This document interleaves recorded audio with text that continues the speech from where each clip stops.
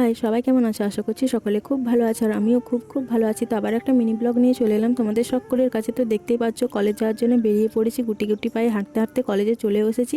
আর এদিকে অনেক দিন পর বান্ধবীর সাথে দেখা, তাই জুটিয়া গল্প করলাম, আড্ডা মারলাম। তো যত কথা ছিল সব শেয়ার করে দিলাম। তারপরে এদিকে দেখো, 3 ঘন্টা ক্লাস করতে কারই বা ভালো লাগে বলো? তো আমরা প্রায় সবাই ঝিমিয়ে পড়েছি, তো আমারও বিরক্ত লাগছিল। তারপরে এদিকে 3 ঘন্টা পর ক্লাস শেষ হতে ছুটতেই চলে গেছি ক্যান্টিনে, কারণ প্রচণ্ড খিদে পেয়েছিল। তো এদিকে আমরা ঝালমুড়ি নিয়ে নিয়েছি। তো ঝালমুড়ি খাওয়ার পর আমরা অনেক কষ্টে আজকে 5টা কুল পেয়েছি। এই বছরের প্রথম কুল খাচ্ছি আমি। আর হ্যাঁ, তোমরা কিন্তু কেউ ভাবো না যে আমি সরস্বতী পূজার আগে কুল খেয়ে ফেললাম, কারণ আমি এবারে পুষ্পাঞ্জলি দিতে পারবো না, তাই খেলাম। তারপরে আবারও ক্লাস করে ছুটি। আর এদিকে দেখো, আমাদের প্রতিষ্ঠা দিবস উপলক্ষে বান্ধবীরা সব ডান্স প্র্যাকটিস করছিল।